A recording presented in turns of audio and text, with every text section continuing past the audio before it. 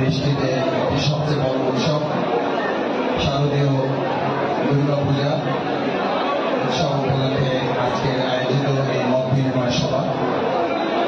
মত বিনিময় সভার আমার সম্মানিত সভাপতি, সম্মানিত কমিটির পূজা কমিটির সভাপতি এবং হিন্দু ধর্মাবলম্বীদের বিভিন্ন পর্যায়ের নেতৃবৃন্দ, বাংলাদেশ জামাত ইসলামী বাউফল উপজেলার সম্মানিত সেক্রেটারি বিশিষ্ট শিক্ষাবিদ অধ্যাপক খালিদুর রহমান,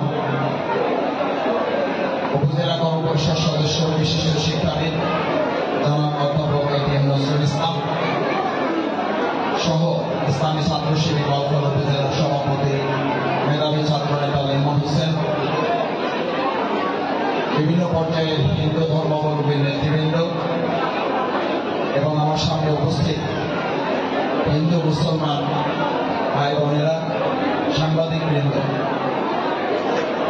আপনারা সবাই জানেন আমাদের দ্বিতীয় মাতৃভূমি বাংলাদেশ। আমাদের অবস্থানগত দিক থেকে আমরা সবাই পুরো বাংলাদেশ একটা পরিবারের মতো এখানে সবাই বসবাস করি। আমাদের আলাদা আলাদা একটা পরিচয় আছে, আমাদের ভিন্ন একটা মত আছে, ভিন্ন একটা পথ আছে, ভিন্ন একটা চিন্তা আছে, একটা পরিকল্পনা আছে, দৃষ্টিভঙ্গি আছে। কিন্তু পরিবার পরিচালনায় ভিন্ন মত ভিন্ন চিন্তা থাকলেও আমরা কেউ কাউকে পরিবার থেকে বের করে দিই না। বরং পরিবারকে শক্ত করে রাখতে হলে সকল মত পথকে এক জায়গায় করেই আমাদেরকে চলতে হবে। আমাদের বাউফল থেকে আমরা মজবুত করতে চাই, সুন্দর করতে চাই, তাহলে আমি মনে করি আমাদের এই বাউফলের পরিবারেও আমরা যারা আছি সবাই আমরা কাঁধে কাঁধ মিলিয়ে বাস করে আসছি, এখন বাস করছি এবং ভবিষ্যতে তারা মজবুত হবে। দ্বিতীয় হচ্ছে একটা কথা আপনারা সবাই জানেন, হিন্দু এবং মুসলমানদের ধর্মীয় দৃষ্টিভঙ্গিতে কিছু পার্থক্য থাকলেও আমাদের বাউফলে একটা রাস্তা ভাঙা, এইটা ঠিক করতে হবে, এইটার ক্ষেত্রে পার্থক্য আছে। আমাদের মতাদর্শের পার্থক্য থাকলেও, ধর্মীয় বিভেদ থাকলেও, ধর্মীয় পার্থক্য থাকলেও এই বাউফলে চুরি, মাদক, সন্ত্রাসী, ছিনতাই এইটা মুক্ত, এইটার ব্যাপারে আমাদের মধ্যে কোনো মত পার্থক্য আছে নাই। তাহলে আমরা তো অনেক ক্ষেত্রে বাউফলে সুদ বন্ধ হয়ে যাক, এটা কি শুধু মুসলমানরাও চায় না, হিন্দুরাও চায়? আমাদের কোনো অফিসে কাজ করতে হলে ঘুষ দিতে হবে না, এদিকে শুধু মুসলমানদের দাবি না, হিন্দুদেরও দাবি। এটা মুসলমানদেরও দাবি, এটা হিন্দুদেরও দাবি। আমি তো গত এসে 5 তারিখের পরে এখানে বলেছি, আমরা বাংলাদেশে এমন একটা পরিবেশ তৈরি করতে চাই, যদি মুসলমানদের ঈদ উল ফিতর, ঈদ উল আজহা উদযাপনে আইন শৃঙ্খলা রক্ষাকারী বাহিনীর সাথে মত বিনিময়, রাজনৈতিক নেতৃবৃন্দের সাথে মত বিনিময় করতে না হয়, তাহলে বাউফলে আগামী দিনে আমাদের হিন্দু ভাইদের তাদের বিভিন্ন উপাসনা, তাদের বিভিন্ন উৎসব করতেও আইন শৃঙ্খলা বাহিনী, রাজনৈতিক নেতৃবৃন্দের সাথে মত বিনিময় করা লাগবে না। এবং সেদিন সার্থকতা হবে, সেদিন সার্থকতা হবে যেদিন মুসলমানরা যখন ঈদ উল ফিতর এবং ঈদ উল আজহা আইন শৃঙ্খলা রক্ষাকারী বাহিনীর তত্ত্বাবধান ছাড়া করা যায়। জুমার নামাজ যেমন আমরা আইন শৃঙ্খলা বাহিনীর তত্ত্বাবধান ছাড়া আদায় করতে পারি, আমি খুব দৃঢ়ভাবে বিশ্বাস করি আমাদের সামনে সেই দিন অপেক্ষমান। আপনারা নিশ্চিত থাকেন, আপনাদের উৎসব পালনে আপনাদের আইন শৃঙ্খলা রক্ষাকারী বাহিনী, রাজনৈতিক নেতৃবৃন্দের সাথে মত বিনিময় করা লাগবে না। তবে হ্যাঁ, আমাদের পরস্পর পরস্পরের প্রতি ভালোবাসা, সম্মান, শ্রদ্ধা, সহানুভূতি, মমত্ববোধ, দরদ। আমাদের এখানে কেউ অসুস্থ হয়ে পড়েছে, ঢাকায় কেউ অসুস্থ হয়ে মারা গেছে, আমাকে যখন কেউ জিজ্ঞেস করে ভাই আপনার তো সুযোগ আছে অ্যাম্বুলেন্স দেওয়ার, আমাকে যখন কেউ বলে একটা বেড করি যখন বলে, আমি জিজ্ঞাসা করি না সে মুসলমান নাকি সে হিন্দু। হাসপাতালে কারো বিল কমাতে হবে অসুস্থতার কারণে, আর্থিক দুরবস্থার কারণে, আমি কাউকে জিজ্ঞেস করি না আমার সেই বাউফলের ভাইটা হাসপাতালে শুয়ে আছে, বিল দিয়ে যেতে পারছে না, সে হিন্দু না মুসলমান, আমি শুধু জিজ্ঞেস করি সে মানুষ, সে একজন রোগী, তার একটা দায়িত্ব আমাদের সকলের আছে। আমার ভাই এবং বন্ধুগণ, আর একটা কথা আমি আপনাদের বিশেষভাবে অনুরোধ করতে চাই। আমাদের আমিরে জামাত ডক্টর শফিকুর রহমান 2024 সালের 5ই আগস্টের পর বলেছিলেন আমাদের লড়াই সংগ্রাম আন্দোলন এত যুবক তরুণ ছাত্ররা মজদুর শ্রমিকরা জীবন দিয়েছে বৈষম্যের বিরুদ্ধে। কিসের বিরুদ্ধে? বৈষম্যের বিরুদ্ধে। এই বৈষম্য তো হিন্দুকে সংখ্যালঘু আর মুসলমানদের সংখ্যাগুরু, এইটা বলার মধ্যে তো বৈষম্য। আমি আমার সেদিন কথা বলেছিলেন 2024 সালের 5 আগস্ট পরবর্তী যে নতুন বাংলাদেশে সংখ্যালঘু আর সংখ্যাগুরু বলে এখন থেকে আর কিছু থাকবে না। আমরা সবাই মানুষ।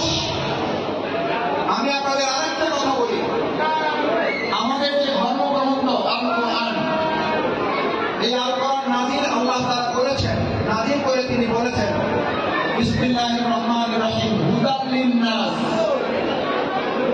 হুদাল লিন-নাস বায়িনাতুন মিনাল হুদা ওয়াল ফুরকান। এই কোরআন শুধু মুসলমানদের জন্য যে নাযিল হয়েছে তা না, শুধু খ্রিস্টানদের জন্য নাযিল হয়েছে তা না, শুধু নাসারাদের জন্য নাযিল হয়েছে তা না।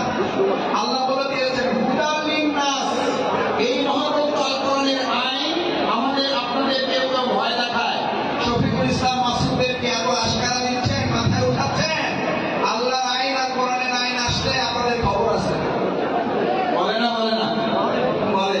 আমি আপনাদেরকে খুব ছোট মানুষ, কম বুঝি, আমাদের কোরআন শুধু রাজনৈতিক দল মতের জন্য আসে নাই। হুদাল লিন-নাস গোটা কোরআন এসেছে গোটা মানুষকে শান্তি দেওয়ার জন্য। সেই মানুষের মধ্যে মুসলমান যেমন আছে, সেই মানুষের মধ্যে আমাদের হিন্দু ভাই বোনেরাও আছে। এটা তো হলো থিওরিটিক্যাল কথা বলা, প্র্যাকটিক্যাল। এই কোরআন দিয়ে যখন মুহাম্মদুর রাসূলুল্লাহ সাল্লাল্লাহু আলাইহি ওয়াসাল্লাম জাহিলি মদিনা, অজ্ঞ মদিনা, অন্ধকার মদিনা, অনুন্নত মদিনা, পিছিয়ে পড়া মদিনাকে সোনার মদিনা, অগ্রগতির মদিনা, উন্নতির মদিনা, গোটা পৃথিবীকে চ্যালেঞ্জ করার মতো মদিনা তৈরি করেছিলেন, সেটা কোরআন দিয়ে করেছিলেন। এবং আপনাদের ইতিহাস আমার যে ভালো জানা থাকার কথা, সেই মদিনা থেকে কোন অমুসলিম ভিন্ন ধর্ম মিলে পালিয়ে গিয়েছিল না, সেখানে থেকেছিল।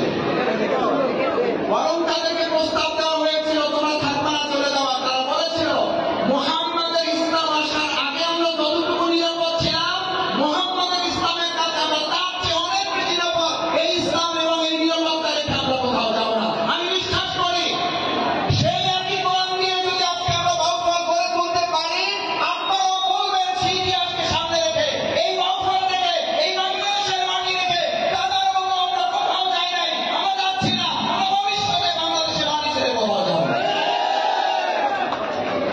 কোথাও যেতে হবে না। আমরা যেমন যাই নাই, আমাদের নেতৃবৃন্দ যায় নাই। আপনারা জানেন আমাদের নেতৃবৃন্দকে ফাঁসি দেওয়া হয়েছে, আমরা দেশ থেকে পালাইনি। কারণ এই দেশকে আমরা ভালোবাসি।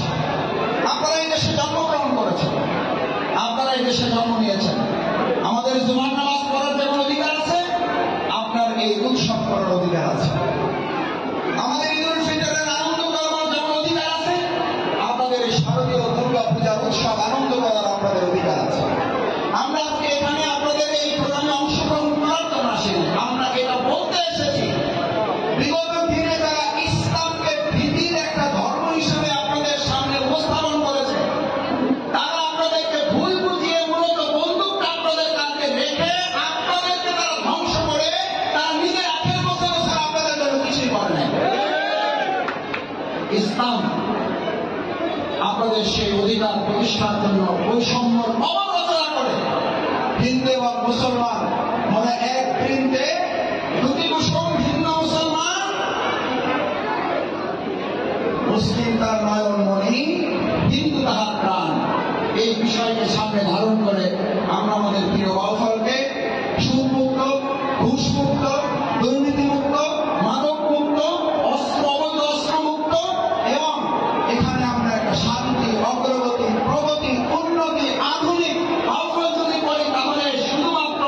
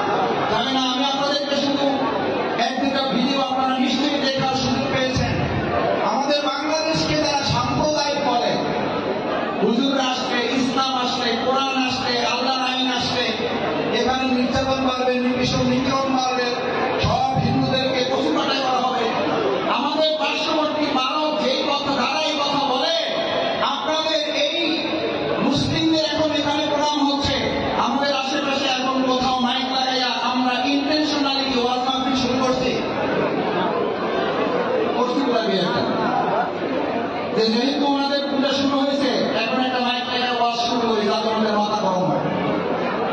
এটা করছে কেউ আমাদের? শুধু এখানে আমাদের 64টা পূজা মণ্ডপ আছে, কোথাও এই তথ্য আছে? কোথাও পাবেন না। কারণ মুসলিমরা জানে আমাদের হিন্দু ভাইদের অধিকার কিভাবে সংরক্ষণ করতে হয়। আবার আপনারাও জানেন মুসলিমদের পাশে রেখে আপনাদের উৎসব কিভাবে পালন করতে হয়। কিন্তু আমাদের পার্শ্ববর্তী রাষ্ট্রে আমি দেখেছি, আপনারা নিশ্চয়ই দেখেছেন, আমাদের ভাইয়েরা নামাজ পড়ছেন অত্যন্ত পরিকল্পিত ভাবে দাঙ্গা সৃষ্টি করার জন্য। কেউ কেউ সেখানে আমরা মনে করি তারা গোটা হিন্দু সমাজকে প্রতিনিধিত্ব করে না, রাজনৈতিক ভাবে তাদেরকে কেউ কেউ ব্যবহার করার কারণে হিন্দু মুসলিম দাঙ্গা সৃষ্টির জন্য তারাই কাজ করে। এই দৃশ্য দেখায় কেন জানেন? এই দৃশ্য কেন দেখায় জানেন? যাতে বাংলাদেশেও আমরা মাথা গরম করে আপনাদের উপরে এরকম কিছু একটা করি।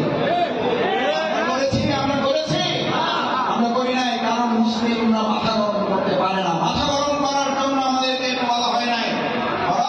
আমরা মনে করি আমরা মুসলিম, আমরা হিন্দু, এক বৃন্দে দুটো কুসুম হিন্দু মুসলমান। আমরা হৃদয় নয়ন মনি এবং প্রাণ হয়ে আমাদের বাউফলকে একটা উন্নত আধুনিক মডেল বাউফল করার জন্য এখানে যেমন একত্রিত হয়েছি, আমরা একত্রিত হয়ে একতাবদ্ধ হয়ে এক চেয়ারের পাশাপাশি যেমন বসেছি, আমরা আগামী দিনে উন্নতির প্রশ্নেও এক থাকতে পারবো। ভূষণদের ব্যাপারে এক থাকতে পারবো।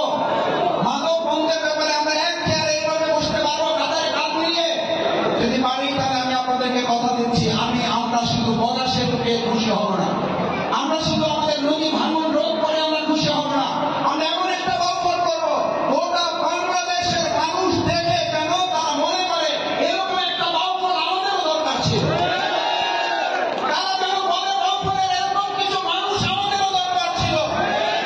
আমি আমার অহংকার আল্লাহর কাছে মাপ চেয়ে বলি, ইতিমধ্যে কেউ কেউ বলেন এরকম একটা বাউফলে যদি আমরা বাস করতে পারতাম তাহলে ভালো হতো। এরকম বাউফলের কিছু লোক যদি আমরা পেতাম তাহলে ভালো হতো। আমরা এখনো শুরুই করি নাই। ইনশাআল্লাহ আল্লাহ যদি আমাদের সুযোগ দেন তাহলে আমরা এমন ভাবে করবো, বাংলাদেশ থেকে অন্য দেশে তো লোক দেওয়া দূরের কথা, বরং বাংলাদেশের বিভিন্ন জায়গার লোক এই বাউফলে এসে বসতি করা শুরু করবে। পারবো আমরা সবাই? সেই প্রত্যাশা ব্যক্ত করে এমন সুন্দর বাউফল করবো, বাউফল হবে বাংলাদেশের একটা মডেল, উন্নত এবং সাম্প্রদায়িকতা না, অসাম্প্রদায়িক, সবাই মিলে যার যার ধর্ম পালন করার। এটা হবে একটা মিলন মেলা, এটা হবে একটা মিলন কেন্দ্র। সেইটা যদি পারি তাহলে আমাদের প্রত্যেকের ধর্মীয় উৎসবগুলো সফল সার্থক হবে। আপনারা এখানে অসুখের বিনাশ পেয়েছেন নাকি? কিসের বিনাশ পেয়েছেন? হ্যাঁ, অধুরের বিনাশ পেয়েছেন। আমরা তো বিনাশ চাই, আমরা অসুখতার বিনাশ চাই। আপনারাও তো অন্যায় বিনাশ পেয়েছেন নাকি? আমরা তো অপশক্তির বিনাশ পেয়েছেন নাকি? আমরা সে অপশক্তির বিনাশ তো আমরা 2024 সালে পাঁচই আগস্ট বাংলাদেশ করেছি। আমরা প্রতিজ্ঞা করতে চাই ভবিষ্যতে আর কোনো অপশক্তি মাথা দ্বারা দিতে পারবে না। আমরা 5ই আগস্ট একটা করেছি, আর আপনাদের উৎসবের মাধ্যমে আপনারা আবার জানিয়ে দিচ্ছেন সকলকে, আর যেন কোনো ফ্যাসিস্ট, আর যেন কোনো অপশক্তি, আর যেন কোনো স্বৈরাচার মাথা দ্বারা না দিয়ে উঠতে পারে।